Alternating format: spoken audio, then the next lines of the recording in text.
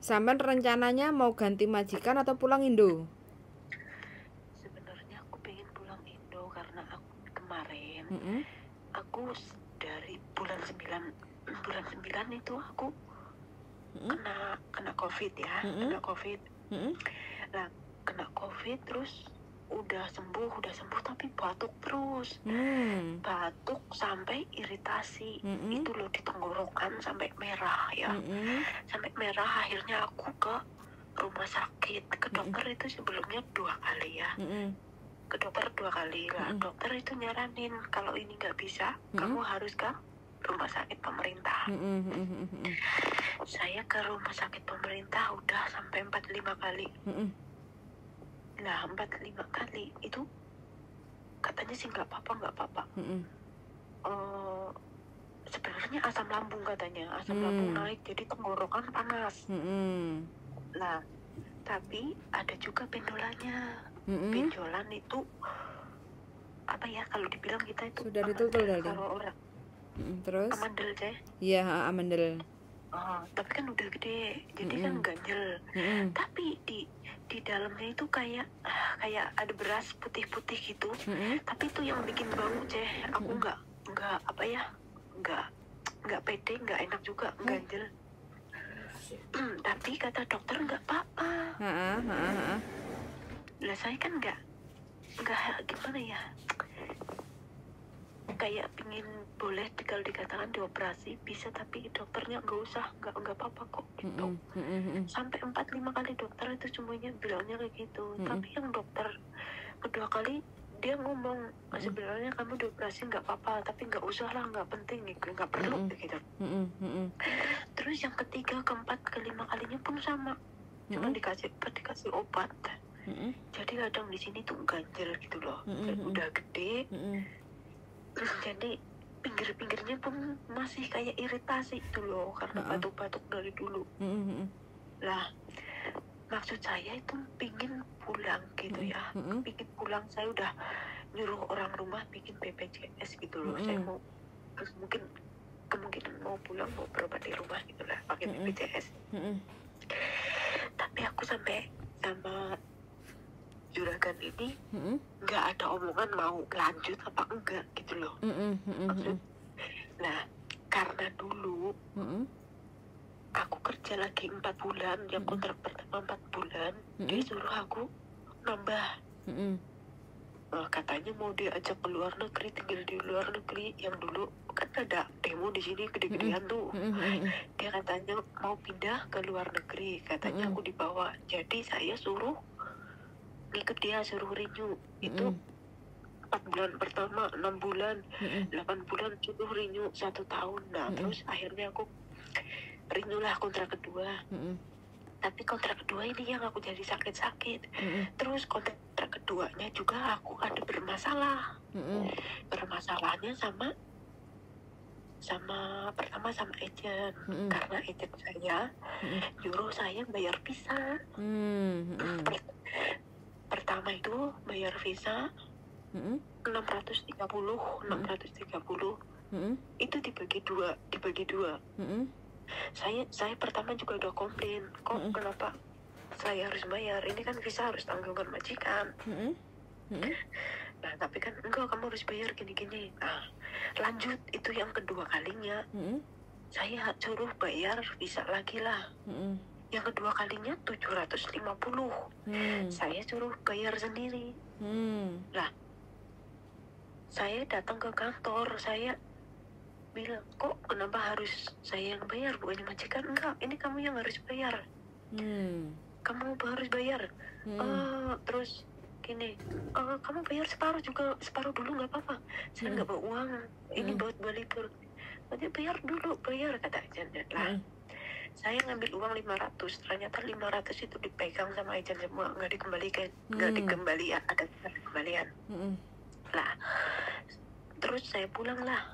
Saya komplain sama majikan, saya bilang keberatan. Gaji saya berapa? Saya suruh bayar visa 750. Bayar sendiri, saya keberatan dong, saya bilang gitu kan. Terus majikan saya bilang, ini agent kamu yang SMS sama aku. Kalau kamu nggak percaya, baca aja ini SMS-nya. Saya nggak ngomong kamu, tapi saya SMS sama KJRI dulu. Kalau nanti saya ada balasan dari KJRI, saya kasih tahu sama kalian, gituin kan.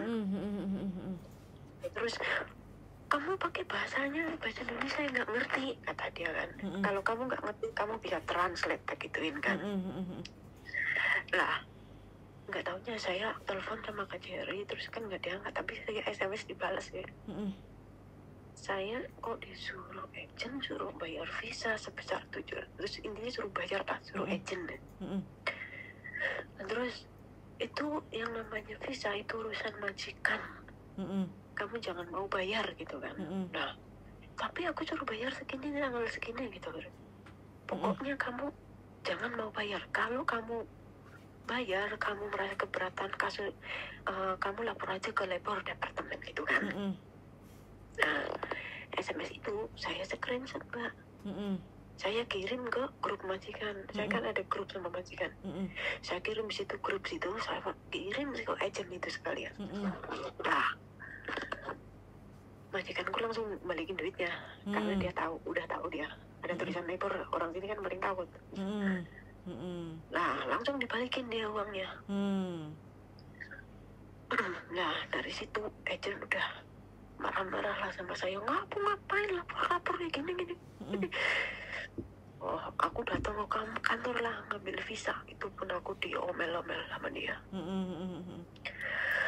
Kamu ngapain lapor KJRI gini. Kamu ini tuh ada rekamannya di sini. Oh, saya nggak peduli. Saya bilang, Mbak, saya kan cuma nanya sama KJRI, tapi balasan KJRI, jawaban dari KJRI kayak gini. Soal nanya itu kan nggak bayar, gitu. Terus dia bilang alasannya gini lah, karena kamu udah dapet uang tiket loh. Uang tiket dong, tak gituin. Nah, pokoknya itu udah marah ya. Nah, yang kedua kalinya nih kasus lagi saya. Kedua kalinya kan yang kasus rumah sakit ini lah, karena di rumah sakit nggak ada respon, otomatis saya nanya ke KJRI karena saya pernah melihat ada kasih peduli di Facebook lewat itu kalau yang sakit gimana. Nah, saya coba nanya dong, kan nggak ada salahnya saya nanya kan. Iya betul. Soalnya KJRI kan ya istilah rumah kedua lah di sini. Betul. Untuk minta perlindungan kan. Nah, saya coba tanya ke KJRI. Nah, saya telepon langsung sama KJRI. Saya rekam juga. Lah, saya ngomong apa itu saya ingat. Saya mau nanya, Bu, ini benar dengan KJRI? Iya benar, ini dengan KJRI. Ada yang bisa dibantu, Mbak? Katanya. Saya mau nanya, saya kan di sini ke rumah sakit udah sampai 4-5 kali. Tapi kata dokter saya nggak apa-apa, kayaknya kurang respon. Jadi pertanyaan saya mau minta tolong, ada rumah sakit mana yang bisa membantu, maksudnya yang merespon dulu. Karena saya itu ada amandel udah gede, terus ada kayak semacam biji-biji beras gitu. Saya kan penasaran, saya takutnya kenapa gitu kan. Kata dokter nggak apa-apa. Jadi saya pingin nyari rumah sakit yang bisa merespon. Nah, kata dia, kalau kita nanti cari, tapi kalau soal menyarankan kayak gitu kita nggak bisa, Mbak. Tapi nanti saya coba ya, intinya ngomong kayak gitulah. Nggak taunya dia minta KTP saya sama kontrak kerja. Nah, saya kirimin saya foto ke dia, ke KJRI. Nggak taunya dia langsung nelfon ke agent saya. Nah, agent saya itu nelfon aku. Nggak taunya aku dimaki-maki, tahu habis-habisan. Kebetulan aku dimaki-maki sama agent itu nggak tak rekam karena posisi aku lagi kerja. Pas lagi kerja itu ibunya dari bapak mama itu telepon. Jadi saya nggak sempat ngerekam. Aku dimaki habis-habisan sama agent. Orang Indonesia lagi itu, aduh. Seandainya kalau saya salah, boleh dong saya dinasehati atau Mbak gimana caranya gini-gini. Aku dimaki habis-habisan itu sama agent. Kamu lapor gini-gini. Loh, kamu sakit Pokoknya habis aku dimaki-maki. Terus saya jawab apa aja, mana dia pakai bahasa Indonesia, saya jawab pakai bahasa sini biar bosnya dengar sekalian.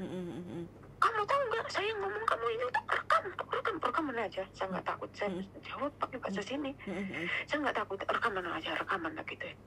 Tahu nggak, aku tadi ngomong apa sama KJRI, saya tuh ngerti apa yang saya tanyakan, apalagi orang KJRI itu orang berpendidikan. Saya tuh apa yang saya tanyakan itu saya tahu, saya ingat. Telepon lagi, bosku pulang, tahu nggak, bosku pulang nanya, langsung aku lagi masak, kamu tadi telepon ke itu ya, konsulat katanya, KJR ya. Iya, saya nanya tentang rumah sakit, terus ngapain kamu telepon ke sana katanya. Saya cuma tanya rumah sakit gitu kan.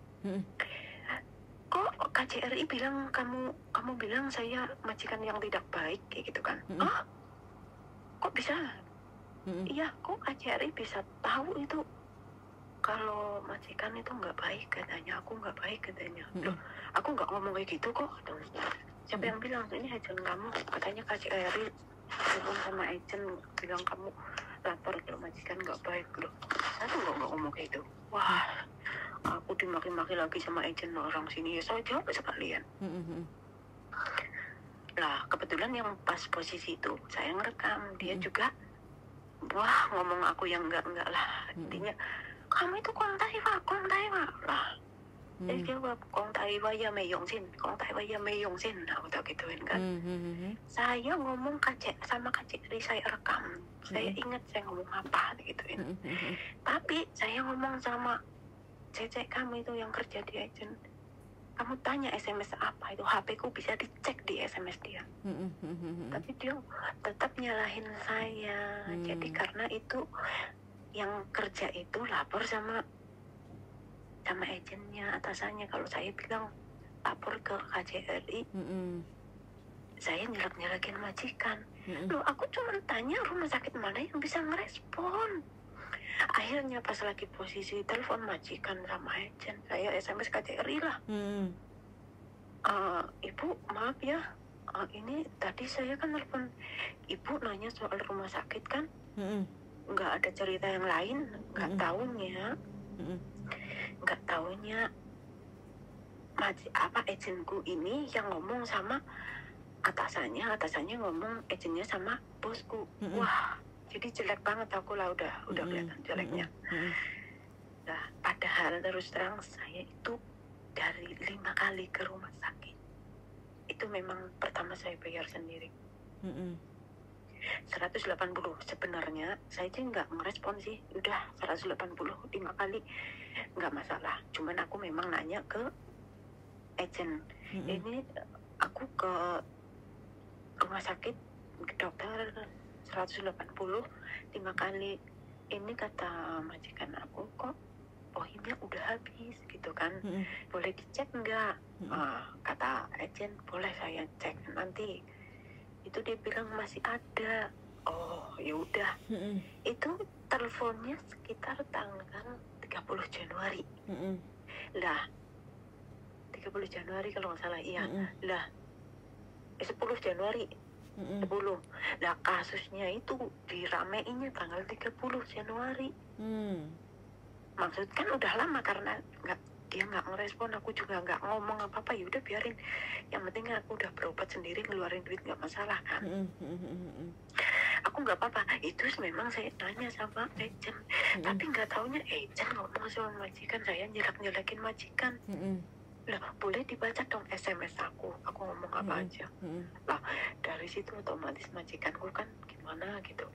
Terus itu waktu saya telepon sama agent itu aku kan sempat merekam, saya bilang kamu dari dulu loh kayak gini sama aku, kamu dulu nyuruh aku bayar visa, tak gituin kan.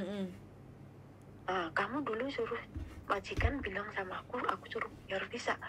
Kamu itu sebagai agent, kamu kan tahu di kontrak kerja itu ada nomor berapa, itu nomor 8 pasal berapa, nomor 8 kan ada. Kontrak visa itu semuanya free kan. Kenapa kamu bilang sama majikan kalau aku suruh bayar? Nah, aku karena nggak mau bayar, otomatis majikan bilang saya yang ngekel. Tapi kan peraturannya ada, saya udah tunjuk majikanku di depanku juga ngeliat. Saya bilang, kamu kan bilang sama Iwan, kenapa suruh bayar itu? Kamu lihat nggak itu di kontrak kerja? Kamu ngurusin kontrak itu otomatis kamu kan tahu. Kenapa suruh aku bayar? Lah itu yang pertama. Yang kedua yang ini, kenapa kamu bilang sama Kak Cherry kalau majikan aku gak baik? Aku lah nggak ngomong gitu, saya gituin.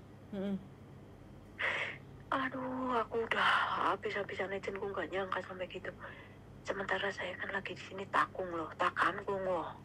Kami tuh kau lidi cemat ya. Chỉ quay xin đó ngô cộng người tại lỗ có chứ mà con. Chỉ xin phiến tao giờ agent cầm động chứ. Ngô cũng唔到啊。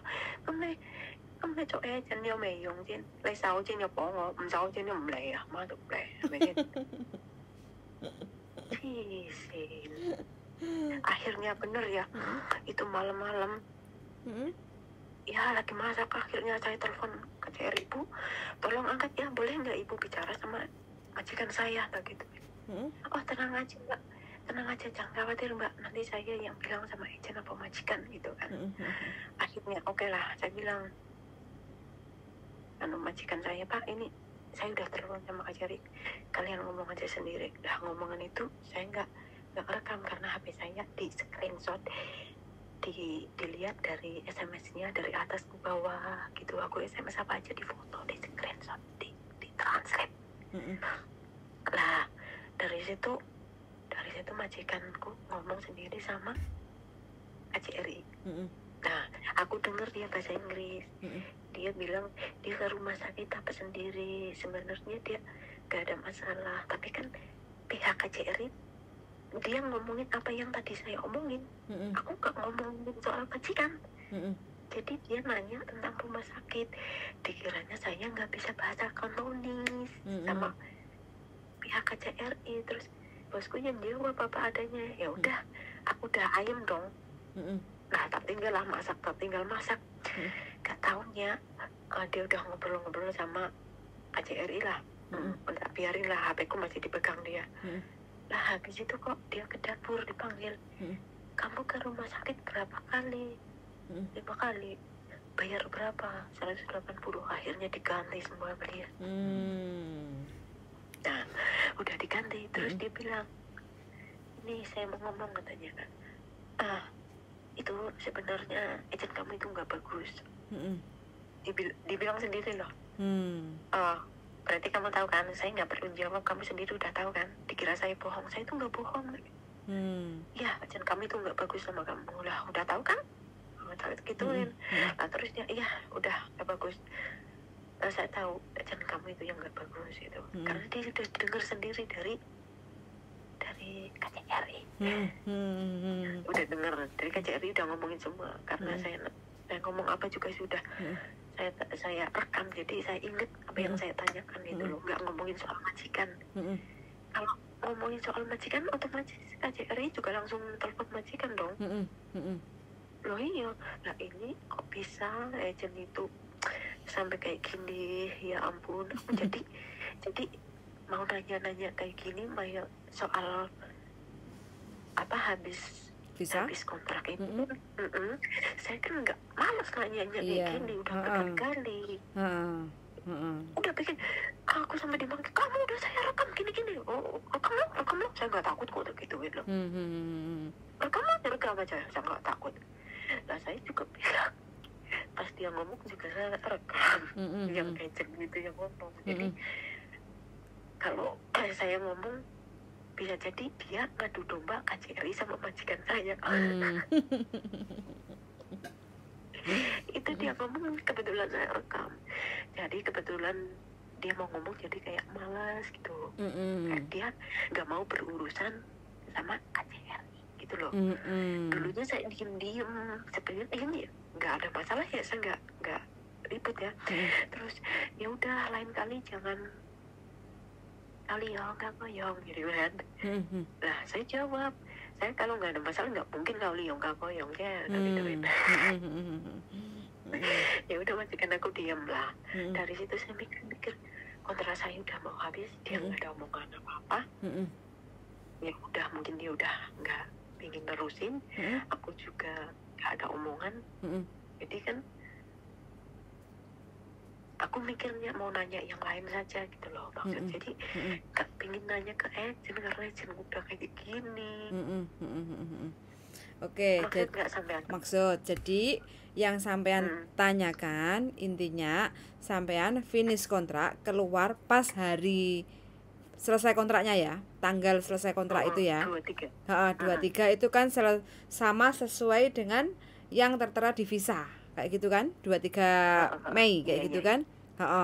Jadi kalau sampean mau keluar tanggal 23 Mei itu nggak ada masalah.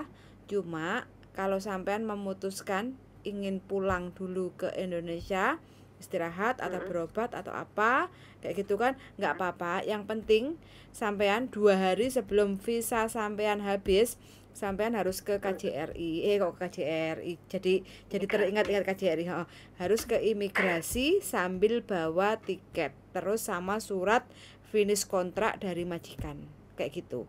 Jadi jadi surat finish kontraknya itu menyatakan sampai selesai kontrak keluarnya tanggal 23 Maret. Terus tiketnya adanya tanggal sekian. Yang penting jangan lewat dari 14 hari tiketnya kayak gitu.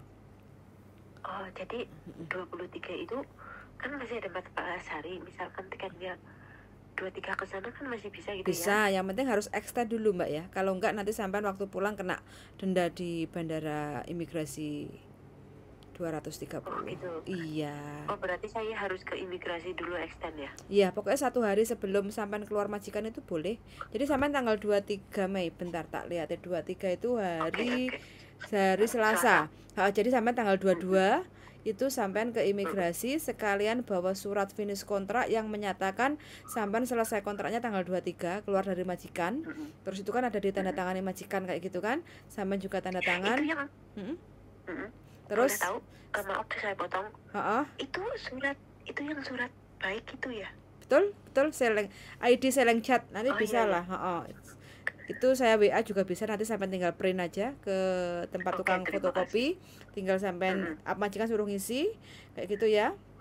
Nama sampean tanda tangan kan? Yes, betul. Intinya finish kontrak terus selesai keluar majikan tanggal berapa? 23 kayak gitu kan. Terus nanti kan majikan otomatis kan beliin tiket kayak gitu kan. Nah, tiketnya itu jarak selepas tanggal 23 jangan lewat dari 14 hari. Jadi mundur jangan lewat dari 14 hari kayak gitu. Kayak gitu. Terus jadi sampean itu aja, terus nanti sampean akan dikasih extend 14 hari. Jadi sampean bisa nanti pulang kapan aja sesuai jadwal yang sudah di-extend sama imigrasi kayak gitu.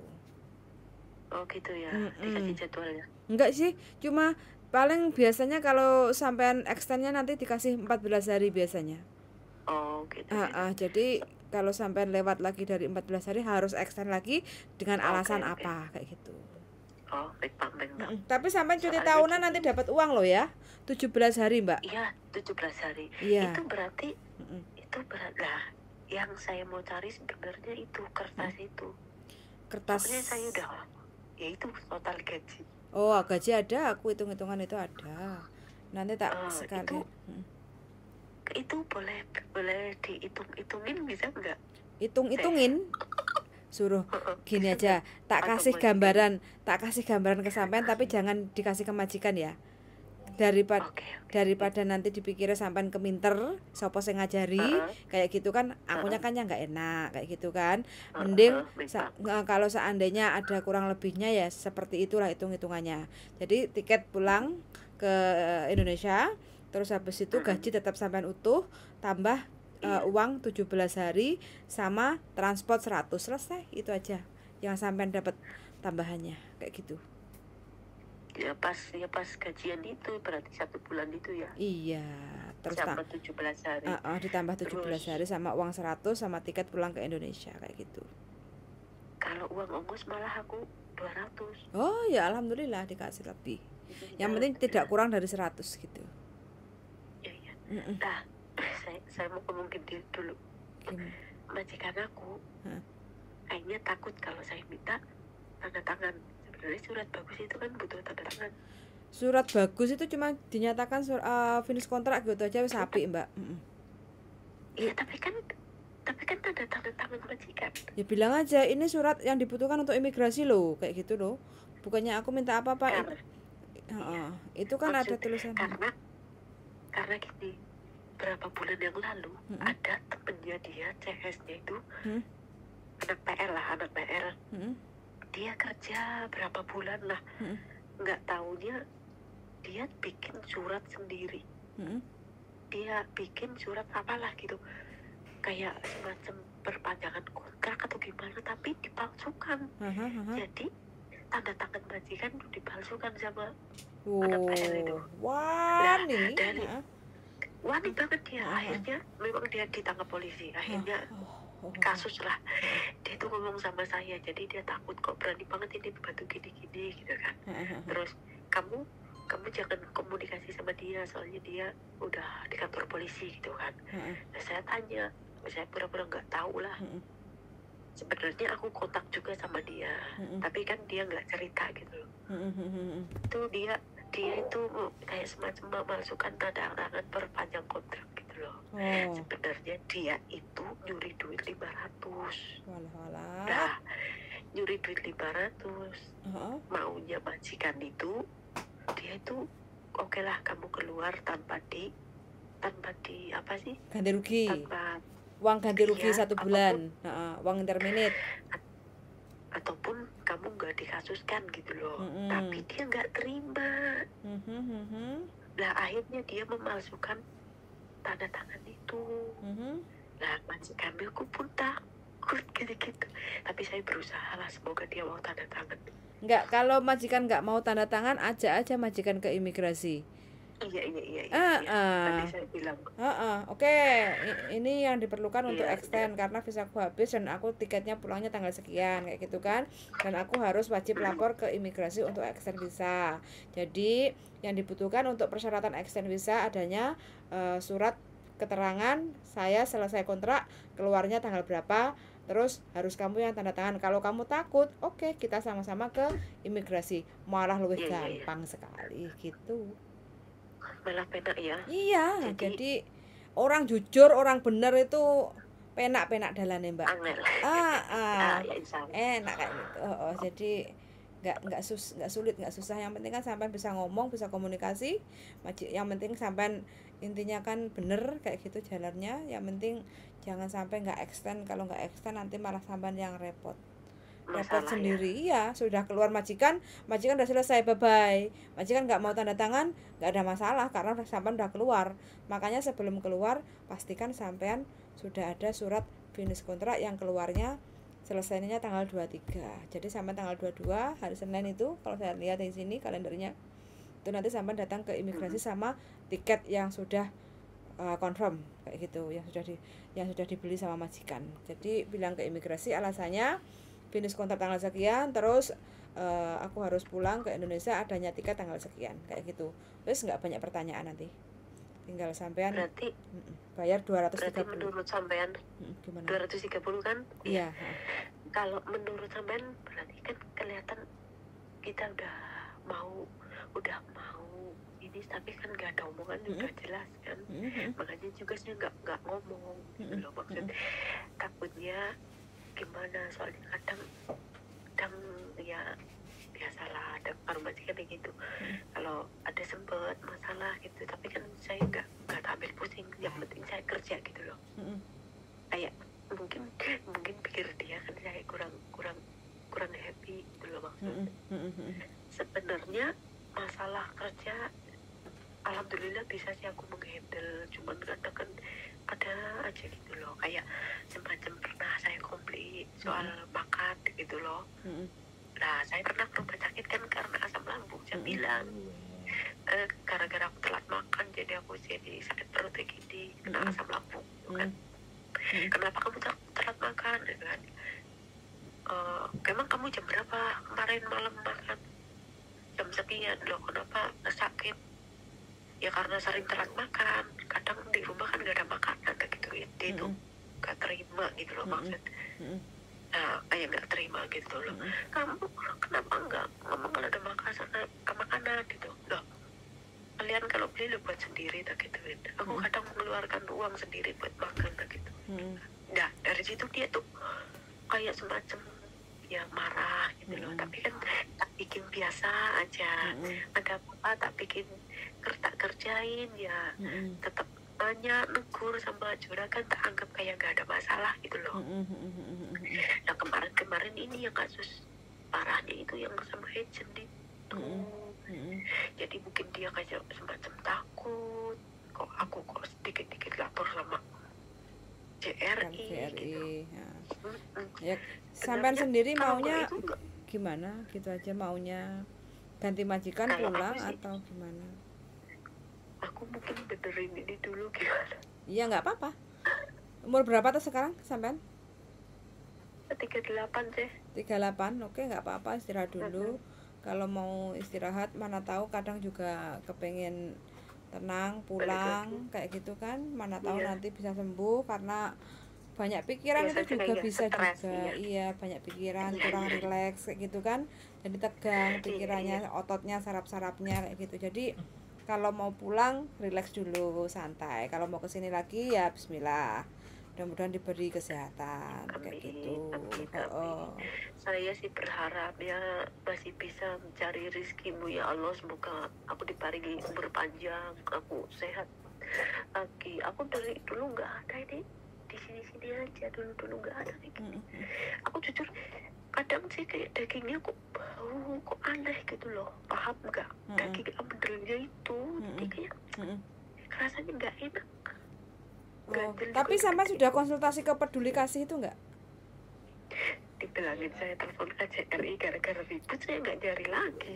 Oh, Peduli Kasih itu bisa nggak? Nomornya ada. Peduli Kasih. Iya, besok kalau ada waktu mungkin saya tak tahu. Sakit gondok amandel. Enggak usah, terus periksa aja, tinggal ohimnya itu. Enggak, dia sudah periksa ke 5 rumah sakit, katanya enggak ada masalah. Tapi iya, kalau amandel itu kan 5 kali satu rumah sakit. Satu rumah sakit tapi 5 kali, 5 dokter. Coba nanti tapi katanya enggak apa-apa. Coba tak kasih nomornya, nanti tak tanyain dulu kayak gitu kan. Coba sampean kalau masalah kesehatan bisa ke Peduli Kasih atau Bu Natalia kayak gitu kan. Itu Peduli Kasih enggak sakit. Terus Bu Natalia nggak bisa ya? Nggak bisa, itu mental. Oh, mental. Peduli Kasih itu mental. Sakitnya mental. Kalau peduli sehat kanker. Jangan ngegas jadi nulis bengi ya, jangan ngegas. Enggak, kan dibilangin Peduli Kasih itu mental sakitnya, bukan. Kalau itu ke dokter. Ke dokter. Oh gitu. Ke dokter. Ya udah, makanya mungkin saya mau pulang gitu loh. Amandel itu nggak perlu dioperasi kan kayak Mbak Diana. Terus? Jaga makan aja. Ojo gorengan, jangan pedes. Jangan kecentok itu. Makin gede masalahnya, makin gede. Terus kayak ada biji-bijinya itu di dalam kayak beras itu loh Mas Andro. Tapi sakit nggak? Ya kadang sakit lah, ganjel. Ganjel? Apalagi? Ya, berarti itu tumor. Apalagi? Tumor Cina. Apalagi kalau makan. Kalau dia mau Indonesia, ditengarai itu makan mau Indonesia kan micin. Aduh, ganjel.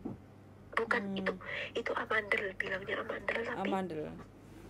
Radang amandel apa lah, kalau nggak salah radang amandel. Radang amandel. Tapi ada biji-biji beras. Tak jelasin ya Mbak, tak jelasin. Iya. Gitu. Benjolan di dalam tubuh kita itu yang tidak normal itu ada 2 jenis. Yang pertama adalah tumor jinak, yang dua adalah tumor ganas. Kalau tumor ganas itu disebutnya kanker. Iya. Atau karsinoma. Itu bahasa latinnya. 2 itu. Nah, kalau yang jinak itu kayak uci-uci, ya. Iya. Kemudian miom, kiste. Miom, kista. Endometriosis. Jadi dia tidak menyebar, makanya disebut jinak. Salah satunya termasuk amandel. Lah, amandel itu disebutnya bahasa latinnya adalah tonsilitis atau tonsil, radang pada bagian tonsil. Makanya tonsilitis. Jadi kalau penyakit ada namanya itis-itis, itu namanya peradangan. Nah, apa yang menyebabkan peradangan itu? Daya tahan tubuh kita lemah. Makanya kalau sampai gampang kecapean, maka itu lebih mudah meradang. Seperti itu. Nah, kalau ada dokter bilang tidak perlu dioperasi, itu dokternya baik. Karena salah satu tonsil ini adalah daya tahan tubuh. Makanya ketika kita kecentok gorengan, makanan yang gak enak, yang diserang itu tonsilnya dulu. Jadi dia membengkak. Gitu loh. Jadi ada sesuatu hal yang tidak diterima oleh tubuh kita. Makanya kalau kita bilang pembelajaran sistematika kekebalan tubuh itu banyak.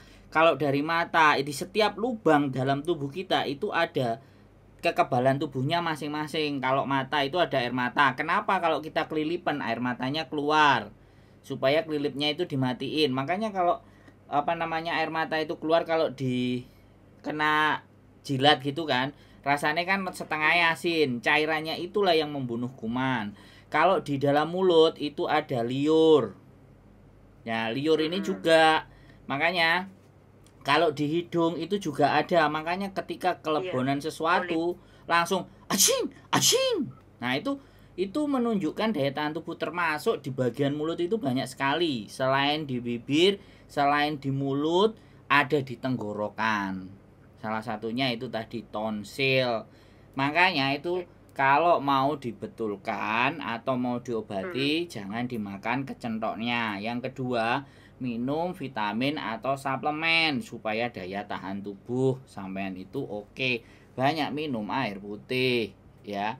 Jadi kalau lagi muncul benjolannya itu menunjukkan dan menandakan misalnya sampean kecapean atau makan makanan yang mengandung vitsin, micin, apa semuanya itu penyedap rasa, gorengan, sehingga dianya langsung sensitif. Pedes, jadi sensitif, dia langsung tubuh itu langsung sistem imunnya bekerja, makanya dia bengkak. Terus kalau buat nelen sakit. Jadi itu bukan sesuatu yang bermasalah. Tapi kalau sampean menganggap bahwa itu sesuatu yang mengganggu, diperiksakan. Paling nanti obatnya antibiotik. Antibiotik ya. Udah, wes. Kalau cerita masalah kesehatan, 7 tahun saya soalnya sales alat terapi sama suplemen. Jadi tapi gini Mas Andro, itu tonsilnya itu tetap gede ya. Jadi enggak kecilin enggak. Oke. Gede aja. Oke. Saman mau cerita panjang ya, ini sampai jam 4 pagi. Kalau saya mau menjelaskan sampai jam 4 pagi. Jadi gini aja, saya bilang bahwa kalau sampai ngerasa itu tidak semestinya, ya. Kalau tidak pada semestinya, ya sekali lagi kita nggak ngerti. Sampai datang, kalau di Hong Kong itu di Fort Resil. Di jalan, kalau nggak salah di perempatan ada gereja, aku nggak inget tapi aku tahu tempatnya. Itu ada lembaga cancer. Jadi nanti di situ kita akan dicek, ya, darah kita akan dilihat apakah itu jinak atau ganas. Bayar nggak? Apa? Gratis. Bayar. Ya, kalau masalah itu saya nggak tahu, kelihatannya ada bayarnya sih. Tapi kalau sudah dinyatakan memang itu kanker, ya mungkin pengobatannya bisa diurus. Karena itu yayasan kayak di Indonesia itu. Ya, Mas? Hah? Di sebelah mana coba? Ya nanti alamatnya saya kirim lah. Kalau saya suruh nganterin saya tahu, tapi jalannya ada di WA saya. Ya agak naik gitu ya tempatnya. Iya. Si Ronan. Si Ronan.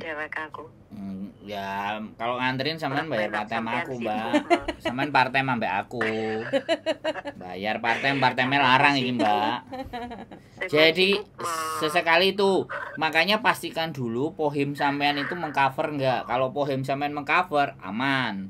Tapi kalau pohim sampean enggak mengcover bahwa peradangan di bagian tonsil, ya alamatnya sampean bisa bayar sendiri. Tapi nggak usah khawatir, kalau memang kita nggak mau bayar dan biayanya terlalu mahal, kita bisa minta ke social welfare. Jadi kita setiap di rumah sakit itu ada social welfare-nya. Jadi kita tanya bagian depan, aku mau berobat, aku kerja di sini, cukungnya ibaratnya kayak gitu kan. Dia pasti akan nulis tuh semuanya, sampai ngisi belangko ABCD bla bla bla bla. Ini memang harus dipraktekin. Apa? Kontrakku udah rampung bulan depan. Lah, sekarang saya nggak peduli kan, sampai nanya tak jawab. Kalau ini kan dikontenin, kalau dikontenin kan nggak cuman sampean, nanti yang dengerin ini kan bisa belajar gitu loh Mbak. Iya betul. Jadi sampean ngerasa saya ngomongnya sama sampean, tapi kalau ini masuk ke konten kita ngomongnya sama subscriber saya. Subscriber bojoku kan kayak gitu tuh Mbak. Jadi seperti itu, hal-hal seperti ini itu kenapa harus kita kampanyekan, karena tidak ada yang berbicara tentang hal ini, ataupun ada tapi nggak masif gitu loh. Maksudnya nggak banyak. Makanya kita cerita seperti ini supaya teman-teman itu kalau sakit nggak bingung, nggak takut, nggak panik, tapi tahu alurnya. Itu kan yang paling penting. Begitu Mbak ceritanya. Kalau sampean cerita kalau masalah kayak gini boleh ya kan. Kalau bojoku ya urusan libur-libur tadi ya, urusan bayar-bayar sama majikannya. Bojoku kan mantan staff agent. Oh ternyata Mas Sandro ini suhunya atau ya? Enggak lah Mbak, sebenarnya enggak. Cuman saya itu orang jalanan. Jadi saya orangnya kepo. Saya kepo. Jadi setiap ada orang punya masalah itu tak dengerin. Terus aku kepo, aku nanya, dan ilmunya tak bagi-bagi kepada yang percaya sama saya, yang nanya ke saya. Kalau nggak nanya aku presentasi lah yo, dianggap apa tawaran MLM lah. Tapi kalau dia tanya, kalau dia warga 62 emang kepo. Loh, ya tapi kalau keponya sesuatu yang positif kan nggak ada masalah. Kalau keponya garangan kan ya repot Mbak. Iya betul. Iya. Pinter suhu emang. Itu. Mbak Yuli pawange Mas Sandro suhu nih. Hancur ini. Ulone sapa ulone? Ulone ya kene loh. Ula sawo iki. Oh ya berarti wis jelas ya gitu ya. Jelas. Udah jelas. Oke. Terima kasih banyak Sama-sama. sebelumnya. Siap. Semoga kontennya menghibur dan membantu banyak cece-cece yang lain yang membutuhkan. Terima Kalian kasih itu banyak. juga orang-orang hebat yang membantu kita cece-cece ya. Siap. Nanti bisa sampai datangi itu tempat foto hasil. Tanya-tanya konsultasi, mana tahu bisa membantu permasalahan sampean kayak gitu. Sakitnya sampean kayak gitu, Mbak ya. Oke? Oke, selamat malam. Kasih alamatnya ya. Siap. Oke, selamat malam dan selamat istirahat. Nggak apa-apa. Aku juga minta maaf bisanya ngangkat jam malam kayak gini ya. Suun sangat. Yuk. Oke, siap. Yuk, bye-bye. Bye-bye. Good night. Bye-bye. Waalaikumsalam warahmatullahi wabarakatuh. Oke, teman-teman, perjalanan hidup ternyata kerja di Hong Kong itu harus menjaga kesehatan ya. Jangan sampai sakit kita itu kita bawa pulang. Kalau bisa kita pulang itu harus sehat walafiat. Selama kita sakit, pastikan pikiran kita itu tenang supaya badan kita mengikuti sehat walafiat.